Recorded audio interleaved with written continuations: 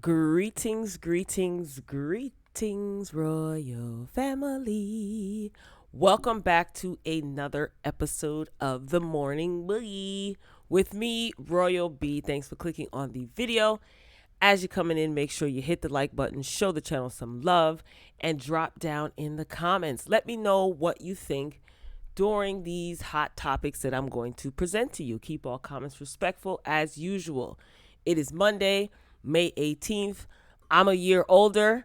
Happy birthday to me. It's a new year. So hopefully everybody's morning is going well. And if not, hopefully some of these topics will put a smile on your face, right? So let's not waste any more time. Let's get straight into it. Oh boy, this one's a doozy, y'all. First up is Michael Jackson's nephew, TJ. He wants an apology from Oprah Winfrey. So he's calling for Oprah to apologize to his family, the Jacksons. So recently in her magazine, Old Magazine, she addressed some of the allegations that she has been facing publicly. Okay, and she goes on to say, imagine sitting cozily in bed, propped up on your favorite pillows, 240 pages into a riveting family saga when you get a phone call telling you you're trending on Twitter. So dramatic, right? And you discover it's a bogus and vile story that you were arrested and your home was raided for blank trafficking and blank pornography. You guys can put two and two together. She goes on to say, I can't and don't want to imagine an uglier accusation. My worst fear realized, being slandered, accused of a crime I didn't commit. I was exploited irregularly with false, crude, inappropriate stories about me and food, and then about me and Stedman, and me and Gayle King. Anything and everything that could sell a tabloid. Every week, another lie to ignore or deny. I never got used to it. This is what Winfrey was saying in her magazine in reference to some of the recent, like I said, allegations that she's been facing in the public. If you're not privy, just Google it. So Taj Jackson saw this and he retweeted this, and he responded to the reports concerning Winfrey's comments. Maybe you should apologize to my family then. Taj is not having it. So Taj Jackson, he is the nephew of Michael Jackson, and he was one of the members in the music group 3T. And he's been very vocal, in his stance to defend his uncle on social media platforms and in interviews. He's been especially vocal in his issues with Winfrey hosting that documentary.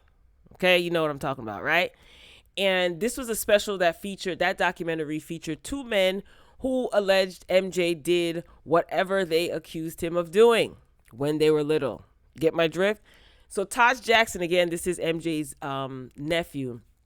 He even started a hashtag, and the hashtag is I knew leaving Neverland was BS.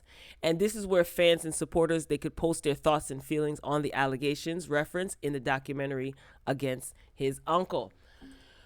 Taj said, you need to apologize and you should be leaving my uncle alone.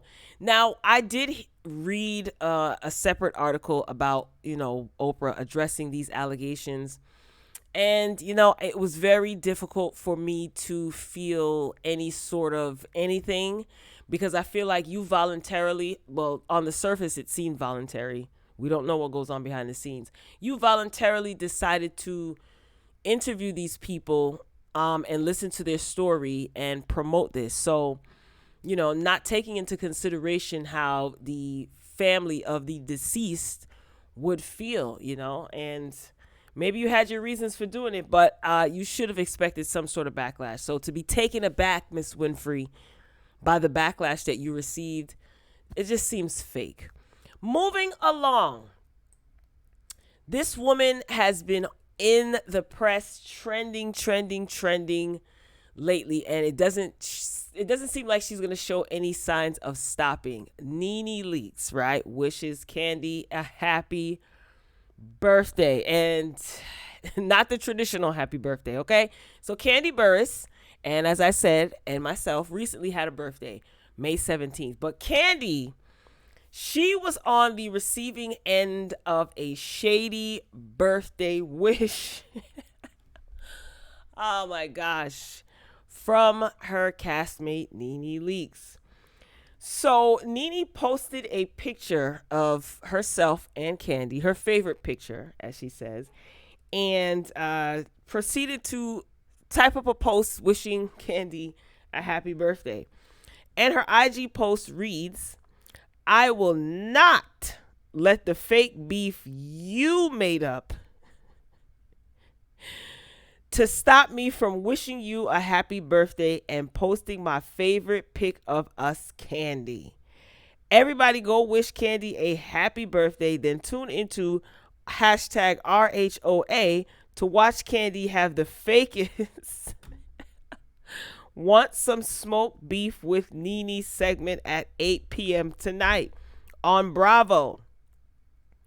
Hashtag happy birthday number 2. Hashtag forgettable. Hashtag Candyman. Hashtag fun shade, right? Hashtag Mrs. Atlanta." And then she had a laughing emoji with a cake emoji. Why is Lenithia like this? You know, I was laughing because I was so shocked reading this when I initially read this. I did find it funny. I'm gonna keep it real. Kandi did also tell me what you think about Nene's post. Like, was it too much? Was it just enough? Was it typical Nene? You know, I didn't look back to see Kandi's response, but Kandi did celebrate her birthday with friends and families, and she actually posted the event on her social media. And some of the guests can be seen wearing masks, and others weren't. I haven't figured out how to use this new program to, incorporate video. So bear with me. It's all over social media, by the way. Anywho, of course, people, they had their strong opinions about Kandi not practicing social distancing, especially after participating in like Bravo's little public service announcements regarding, the recent pandemic. So Mama Joyce was there. She had on her mask. Mama Joyce, Kandi's aunts were there. We saw Shamia twerking and dancing up a storm. She didn't have on a mask. Kandi had on a mask. Rashida from Love and Hip Hop, she was there as well. I didn't see her with a mask.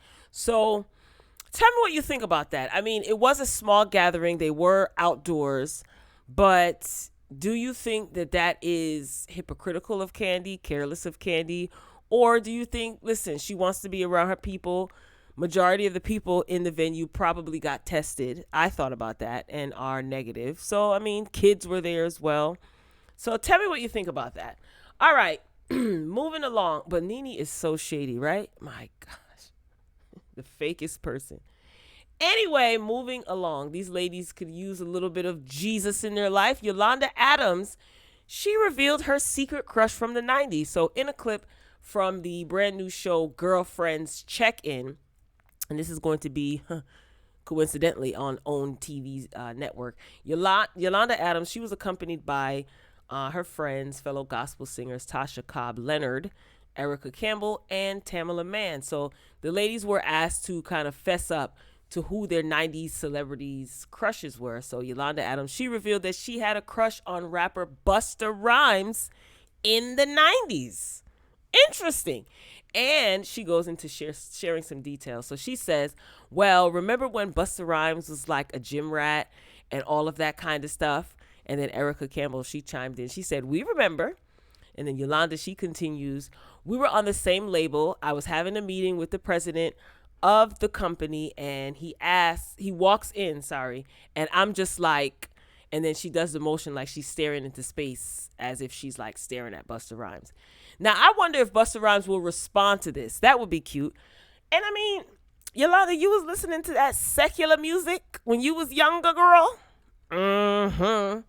No, I'm just kidding. But that's cute, though. That would be so adorable if Busta Rhymes, just responds and just knows that, see, sinners have soul too. No, I'm kidding. All right, moving along. The main event here. Usher.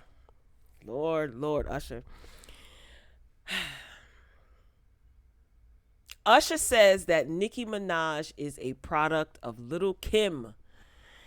And this was on an IG live that he did with Swiss Beats. And of course, everybody is going versus crazy. Swiss Beats and what's his name? Timbaland. They started this IG versus thing. So everybody wants everybody to battle. Everybody wants to battle, right? So he was asked, Usher that is, if he would want to see Nicki Minaj and Lil' Kim versus. And honey, this set social media on fire. Okay, the Beehive and the Barbs, they were very, very, very active online. Okay, Nicki, Queen of Rap, was actually trending on Twitter for a good while. And here is what I find interesting. This was Usher's opinion, right? And out of that, a quote unquote beef between the fans of these two women broke out. Usher was getting dragged as well. They were not here for it. Okay, and my opinion on this situation, even though you didn't ask, but you're here, and I thank you. Make sure you're dropping down in the comments and hit the like button. Thanks. Here's my opinion on this situation. Usher says that Nicki Minaj was a protege, is a product of Lil' Kim. Nicki Minaj was definitely inspired by Lil' Kim. Along with Lauryn Hill, Foxy Brown, these are Nicki Minaj's words. She said this when she came in the game, even before she was mainstream, many times. So I don't understand what all the uproar is about. Nicki herself has said this, that she's been inspired by Lil' Kim. She looks up to Lil' Kim. She likes Lil' Kim. Foxy Brown, Lauryn Hill, she mentioned others as well. I think that Usher's statement was received bad. It wasn't received well by some because Nicki and Kim don't get along, right? So maybe his wording, I guess, the Barbs did not like his wording. They didn't like product of, it's like, who isn't inspired by someone? Look at Lil' Kim, for instance. Lil' Kim said that she was inspired by Marilyn Monroe.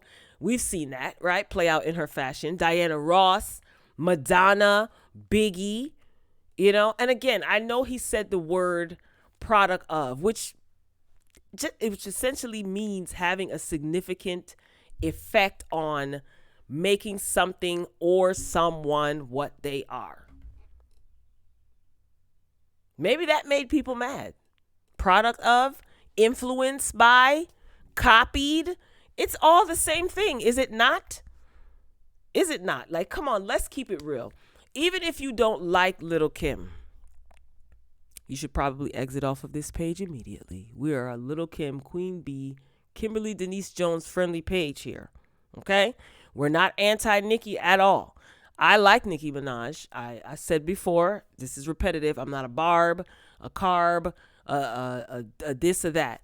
I'm a lover of good music, okay? But the era that I grew up in, of course, I was introduced to and grew up listening to Lil' Kim first. Anyway, I don't think it's a bad thing for artists to be inspired by other artists. Like, I sometimes think that people can blow this out of proportion. And yes, rap is a competitive art form.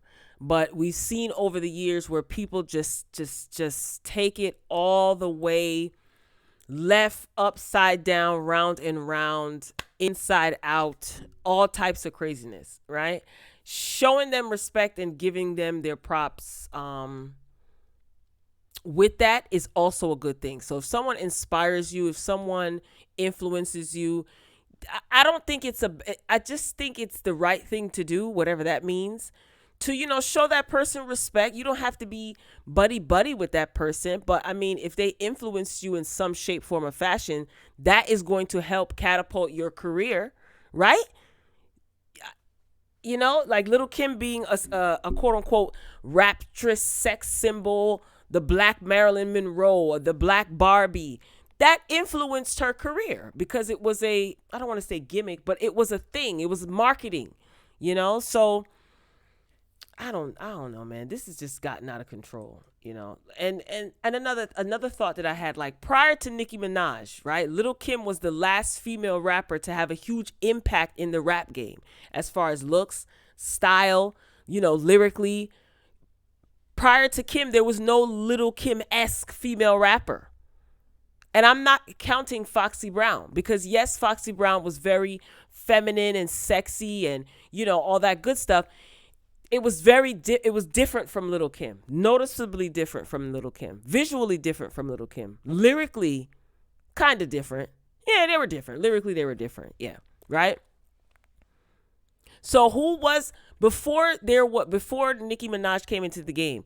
Who was the female rapper that had the biggest impact in the music industry, in the female rap game prior to Nicki Minaj? You can name other people too, but you can't leave Little Kim out of that conversation. So, I mean, again, Nicki as well as Big Fendi, they've both stated that Little Kim inspired Nicki's look and Nicki's style. If you don't know who Big Fendi is, then you shouldn't even be a part of this conversation. And that's another thing too. I mean, no offense to anyone, but I just feel like this is going to sound so mean, but I don't mean no harm. It makes me like some people, it's like, are you even really qualified to have this conversation? Because you're talking about people who probably, I'm referencing people who have no interest in Little Kim, never listened to Little Kim, don't know Little Kim's music or influence in her era, but are diehard Nicki Minaj fans. That's fine. Boy, somebody gonna be offended by that. I just feel like you had to at least have some knowledge of Little Kim's influence in her era, what inspired her, the accomplishments that she's made, you know what I'm saying? And understand her music and things like that, to even entertain a conversation regarding if Nicki Minaj was influenced by Little Kim or not. And you know what? It doesn't even matter, because Nicki Minaj said it herself. And Big Fendi said the same thing. So back to my original point. If you don't even know who Big Fendi is, then you might want to do your Googles. Nicki's personality and her lyrical style, I should say. Yeah, her lyrical style is what made her stand out. But I don't know. This is my opinion. I would like to say you can't deny that, because again, the girl said it herself. And actually, if you compare side by side some of the photos, how they were styled and things like that, the looks, even the music videos early on in Nicki's career, really, it's very blatant. But again, Nicki's own style, her personality, her lyrical style is what made her stand out. But she was definitely reminiscent of Little Kim, and that's okay. It is. Usher wasn't the only person to say this. Swiss Beats has said this. Missy Elliott has said this in the past. Mary J. Blige has said this in the past. Again, Big Fendi, Nicki Minaj herself, they have made these same points. They have said this in the past. So should these ladies do a versus battle? I say no. Neither one of them would even entertain this idea, but no. They don't even get along with each other. The versus battle is supposed to be fun, interacting with the other person, engaging. You know what I'm saying? So this would be, no, they wouldn't even entertain it anyway. All right, Royal Family, get down in the comments and let me know what you think. Again, it is Monday, May 18th, the start of a new week, and the month of May is progressing on. Taurus season is almost over, but it's okay. We're going to rock it until the wheels fall off. Happy birthday to all of the Tauruses around the world. So if you enjoyed the commentary, Royal Family, be sure to hit the thumbs up button. Make sure you're dropping your comments if you're watching the replay. Let me know what you think. Keep all comments respectful. This is not a Barb's versus the Beehive. None of that. I don't do none of that. And this is not a versus. Okay? I ain't getting paid for no verses, so this ain't no verses. Anywho, I look forward to reading your comments. And Royal Family, make sure you hit the subscribe button if you haven't done so already. And hit the notification bell. Why? This way you will be notified each and every time I upload a video. And then you can join the conversations here within the Royal Family. Okay? So I hope you have a fantastic day. Trust me, I will be back because I got to get this Housewives review out. And I have a couple of other videos to bang out for you guys. So again, make sure you are notified when I upload. Click the notification bell, like the video, subscribe, drop a comment. I'm signing off for now. I love you for watching, and until next time, Peace.